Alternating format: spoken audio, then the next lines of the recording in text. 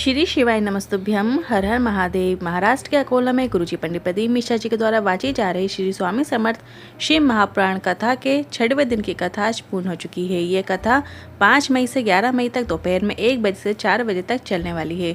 आज की कथा में गुरुजी ने बताया कि पशुपतिनाथ व्रत के द्वारा आपकी मनोकामना आखिर क्यों पूरी नहीं हो रही है, आप क्या गलती कर रहे हैं। साथ ही कुछ ऐसे रोचक पत्र भी पढ़े जिसे सुनकर आपको भी आनंद की प्राप्ति होने वाली है। आज की कथा में गुरुजी ने 21 उपाय, पत्र और उपयोगी जानकारियां दी हैं। सभी की जानकारी आपको इस वीडियो के माध्यम से देंगे। अगर किसी कारणवश यदि आपने आज की कथा नहीं सुनी है तो पूरी कथा का रास्ता तो आपको इस छोटे से वीडियो से प्राप्त हो जाएगा। तो बढ़ते हैं आज की कथा की पहली जानकारी की ओर। थोड़ा सा दान कर लेने से व्यक्ति को मुक्ति मिल जाती है, थोड़ा सा भजन कर लेने से व्यक्ति को मुक्ति मिल जाती है, थोड़ा सा भक्ति कर लेने से व्यक्ति को मुक्ति मिल जाती है। पर मुक्ति और मोक्ष में एक बहुत बड़ा अंतर होता है। मुक्ति में हमें बार बार जन्म लेना पड़ता है और मोक्ष में हमें इस जन्म मृत्यु के क्रम से छुटकारा मिल जाता है और मोक्ष को हम प्राप्त कर लेते हैं। बढ़ते हैं आज की कथा की दूसरी जानकारी की ओर। पुकार भी 2 प्रकार की होती है। आप दिन भर बैठे बैठे भगवान को पुकारते रहें, भजन करते रहें, नाम जाप करते रहो। और एक ऐसी पुकार होती है जो आप दिल से पुकारते हो, सिर्फ एक बार पुकारते हो और भगवान आपकी सुन लेते हैं। बढ़ते हैं आज की कथा की तीसरी जानकारी की ओर। वर्षा जी अकोला से पत्र लेकर आई। 22 वर्ष शादी के हो गए थे जिस समय लोग अपनी आस छोड़ देते हैं। मैंने भी आस छोड़ दी थी।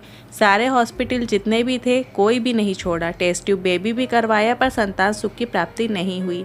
फिर एक बार हमने आपकी शिव महापुराण कथा सुनी और कथा निरंतर सुनना प्रारंभ की और आपके बताए अनुसार पशुपतिनाथ व्रत करना शुरू किया और बाबा ने मेरी गोद 2 महीने में भर दी है। उसी का आभार व्यक्त करने कथा पंडाल में आई हूँ। बढ़ते हैं आज की कथा की चौथी जानकारी की ओर। गुरुजी ने कहा, हमने क्यों आपसे कहा कि शिवलिंग पर चढ़ा हुआ जल झेल कर अपने घर लेकर आना है, क्यों खाली पात्र लेकर घर नहीं आना है।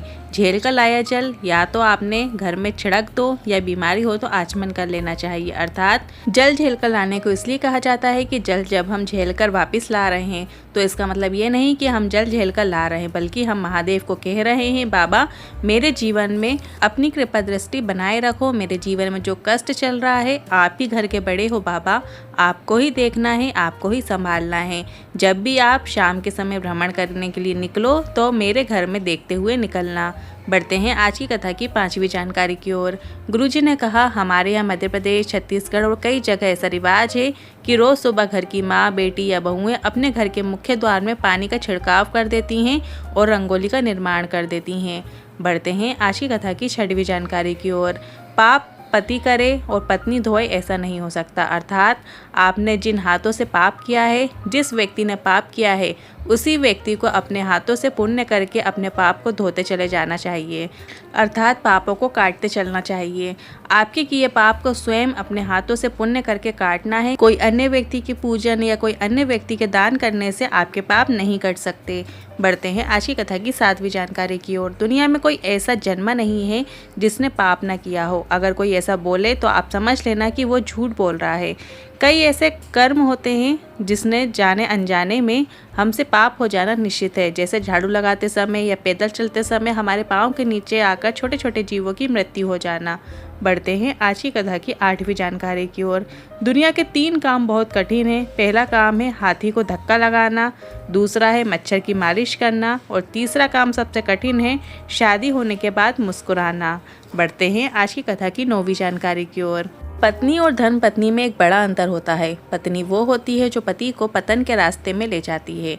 पत्नी वो होती है जो पति को मायके ले जाती है। पत्नी वो होती है जो पति को मॉल में घुमाने ले जाती है। पत्नी वो होती है जो पति को घुमाने फिराने ले जाती है। बल्कि धर्म पत्नी वो होती है जो पति को शिव महापुराण में लेकर जाती है। धर्म पत्नी वो होती है जो पति को शिव मंदिर तक लेकर जाती है। धर्म पत्नी वो होती है जो पति को धर्म के मार्ग में लेकर आ जाती है। बढ़ते हैं आज की कथा की 10वीं जानकारी की ओर। धर्म पत्नी का फर्ज है पति को 1 लोटा जल शिवलिंग पर चढ़ाने को कहे। मंदिर नहीं जा पा रहे हैं तो बेलपत्र के पेड़ के नीचे 1 लोटा जल अर्पित कर दो। वहां नहीं जा सकते हो तो पीपल के वृक्ष के नीचे पिपलेश्वर महादेव का नाम लेते हुए जल चढ़ा दो। बड़ के वृक्ष हो तो बटकेश्वर महादेव का नाम लेते हुए जल चढ़ा दो और कहीं भी नहीं जा सकते हो तो घर से ही सूर्य भगवान को जल चढ़ा दो। बस इतना कर देने से वो प्रदान कर देता है। बस आपका जल भगवान की चौखट तक पहुंचना चाहिए। जल चढ़ाने में 5 मिनट ही तो लेट हो गए ना, तो याद रखना आज 10 ग्राहक एक्स्ट्रा आएंगे। बढ़ते हैं आज की कथा की 11वीं जानकारी की ओर। तुम्हें जो अच्छा लगेगा वो करना चाहिए। कहीं शादी में जाते हो तो ये सोचते हो कि ऐसे कपड़े पहनूंगा तो कोई क्या कहेगा। आप तो मोबाइल पर भी स्टेटस या फोटो डालते समय ये सोचते हैं कि कोई क्या सोचेगा, क्या कहेगा, बल्कि आपको ये बिल्कुल नहीं सोचना है कि कोई क्या कहेगा, 4 लोग क्या कहेंगे। आप अपनी मस्ती में अलमस्त होकर जीवन यापन कीजिए। 4 लोग तो आपके जाने के बाद राम नाम सत्य है कहेंगे, ये याद रखो। कमा आप रहे हो, रिचार्ज आप करा रहे हो, मोबाइल में स्टेटस भी आप अपनी मर्जी के लगाओ। बढ़ते हैं आज की कथा की 12वीं जानकारी की ओर। आज गुरुजी ने पशुपतिनाथ व्रत की पूजन विधि बताई है, जिसमें आपको सुबह थाली जो तैयार करनी होती है वही थाली आपको शाम को ले जानी होती है। पूजा थाली में इतनी सामग्री रखें कि शाम को भी वो थाली सामग्री यूज़ हो जाए।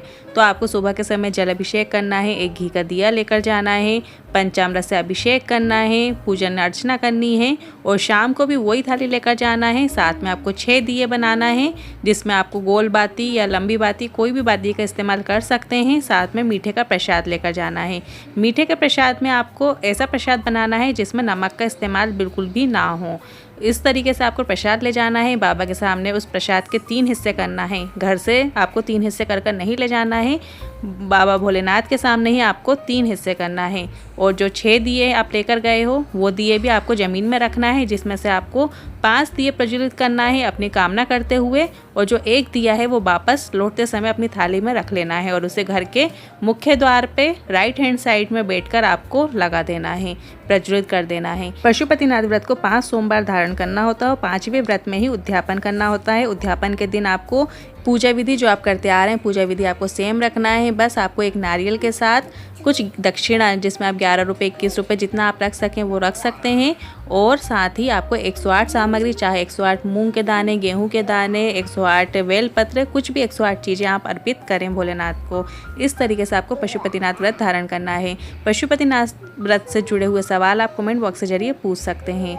बढ़ते हैं आज की कथा की 13वीं जानकारी की ओर। आज गुरुजी ने पशुपतिनाथ व्रत से जुड़ी विशेष जानकारी दी है। गुरुजी ने कहा, आप जब भी प्रसाद का मीठा बनाओ तो इस बात का ध्यान रखें, आपको इस मीठे में नमक नहीं डालना है।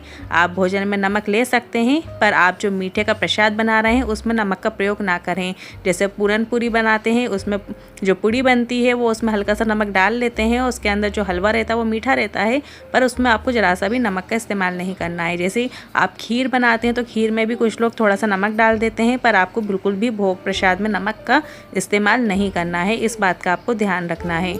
बढ़ते हैं आज की कथा की 14वीं जानकारी की ओर। गुरुजी ने कहा, आपकी मनोकामना पूरी क्यों नहीं हो रही है? आपने पशुपतिनाथ व्रत किया, आपकी कामना पूरी क्यों नहीं हो रही है? उसका एक सबसे बड़ा कारण है, आपने नारियल या भेंट जो भी प्रसाद को शिवलिंग की जलाधारी में रख दिया हो। ऐसा करने से आपका पशुपतिनाथ व्रत कभी पूर्ण भी नहीं हो सकता, आपकी कामना पूरी नहीं होती। आपको कोई भी चीज़ जो भोलेनाथ को अर्पित करना है वो आप शिवलिंग के नीचे ज़मीन में रखना है, मतलब शिवलिंग के सामने रखना है आपको, ना कि जलाधारी में रखना है, ना ही शिवलिंग के ऊपर रखना है। इस बात का आपको ध्यान रखना है। बढ़ते हैं आज की कथा की 15वीं जानकारी की ओर। वैष्णवी जी पत्र लेकर आई। सबके मुख से सुना था, 1 लोटा जल सारी समस्या का हल, पर विश्वास नहीं था। इसके बाद मैंने टीवी पे कथा सुनना शुरू की और 1 लोटा जल नित्य अर्पित करना शुरू किया। इसके बाद मैंने पशुपतिनाथ व्रत भी किया, पर उसका फल मुझे नहीं मिला। इसके बाद मैंने विद्युत विभाग का एग्ज़ाम 2019 में दिया, पर उसमें मेरा कुछ नहीं हुआ। सब कहते थे ऐसे ही सरकारी नौकरी नहीं मिलती, पढ़ाई के साथ कुछ देना भी पड़ता है। इसके बाद 2021 में मैंने फिर से टीवी में पूरी कथा सुनी और पशुपतिनाथ व्रत भी किया, और बाबा की कृपा से 2023 में मेरी उसी विद्युत विभाग में नौकरी लग गई है। उसी का आभार व्यक्त करने कथा पंडाल में आई हूँ। बढ़ते हैं आज की कथा की 16वीं जानकारी की ओर। राखी जी पत्र लेकर आई। मेरा भाई बचपन से विकलांग था, पाँव रगड़ के चलता था, तो उसके पाँव में घाव भी हो गया था। डॉक्टर ने ऑपरेशन की बोल दिया था। मेरी माँ ने शिव महाप्राण के उपाय बताए और मैंने मेरी माँ की बात मानकर शिवलिंग पर जल चढ़ाकर, बेलपत्र चढ़ाकर उसे देना प्रारंभ किया, और वो जल का आचमन करता, बेलपत्र का आचमन करता और थोड़े से जल हाथ पाँव में लगा लेता। अब उसके घाव भी ठीक हो गए हैं और उसे चलने में भी दिक्कत नहीं होती है। उसी का आभार व्यक्त करने कथा पंडाल में आई हूँ। बढ़ते हैं आज की कथा की 17वीं जानकारी की ओर। मेरा 10 साल का बेटा है जो बोल नहीं पाता है। थोड़ा सा बुद्धि से भी कमज़ोर है। कई डॉक्टर को दिखाया पर कोई आराम नहीं हुआ। फिर मेरी सहेली ने आपकी कथा और सीहोर की जानकारी दी। हमने शिव महापुराण कथा सुनना शुरू किया। साथ में कुबेश्वर धाम जाकर रुद्राक्ष लेकर आए और उस रुद्राक्ष का जल उस बेटे को देना शुरू किया। बेलपत्र शिवलिंग पर चढ़ाकर उस बेलपत्र को बेटे को देना शुरू किया था। सोमवार के सोमवार आपने जो 5 चीज़ें चढ़ाने को कहा था वो हमने चढ़ाना शुरू की और बाबा की कृपा ऐसी हुई कि मेरा बेटा अब 80% बोलने लगा है। उसकी बुद्धि भी कार्य करने लगी है। ऐसा चमत्कार देखकर उसी का आभार व्यक्त करने कथा पंडाल में आए हैं। बढ़ते हैं आज की कथा की 18वीं जानकारी की ओर। कल एक प्रश्न गुरुजी से एक बच्चे ने किया कि किसी का दिल दुखाते हैं तो पाप लगता है कि पुण्य लगता है। तो इस पर गुरुजी ने कहा पाप लगता है। तो इस पर उस बच्चे ने कहा गुरुजी कल आप चले जाओगे तो हमारा दिल नहीं दुखेगा। उस बच्चे की ऐसी बात सुनकर गुरुजी को बहुत अधिक प्रसन्नता हुई। बढ़ते हैं आज की कथा की 19वीं जानकारी की ओर। कथा कभी भी धन से नहीं होती है, कथा दिल से होती है। अगर कोई कथा धन कमाने के लिए करता है तो उसे जीवन भर धक्का खाने को मिलेगा और अगर किसी ने दिल से कथा की है तो उसे महादेव भी 1 साल के अंदर सब कुछ दिल से प्रदान कर देते हैं। बढ़ते हैं आज की कथा की 20वीं जानकारी की ओर। 26 मई 2023 को गुरुजी की 1 दिन की शिव चर्चा राजस्थान के झालावाड़ में होने वाली है। ये शिव चर्चा 1 दिवसीय होगी। उससे पहले गुरुजी की जो अगली कथा है वो 17 मई से 23 मई तक नेपाल के डोलेश्वर में होने वाली है। बढ़ते हैं आज की कथा की 21वीं जानकारी की ओर। गुरुजी ने कहा रुद्राक्ष वितरण अभी चालू नहीं है पर जल्दी चालू होने वाले हैं और उस रुद्राक्ष वितरण को हम 1 साल या 2 साल तक लगातार करने वाले हैं क्योंकि रुद्राक्ष बहुत अधिक मात्रा में है और आप जब भी सीहोर आओगे तो ये उम्मीद रखकर आना हमें VIP ट्रीटमेंट मिलेगा या खाने को ये मिलेगा वो मिलेगा। आप तो बस ये सोचकर आना कि कुबेश्वर धाम में धरा में कंकर रूपी शंकर का स्पर्श करते हुए लोट लगाते हुए श्री शिवाय नमस्तुभ्य मंत्र का जाप 108 बार करके अपनी मनोकामना भोलेनाथ से बोल देना है और बैग तैयार रखिएगा। बाबा 3 महीने के अंदर आपको दोबारा जरूर बुलाएगा, ये निश्चितता है। आज की कथा आपको कैसी लगी कमेंट करके ज़रूर बताइएगा और उपायों से लेकर मन में कोई सवाल या क्वेश्चन है तो आप कमेंट बॉक्स के जरिए पूछ सकते हैं। हर हर महादेव, श्री शिवाय नमस्तुभ्यम।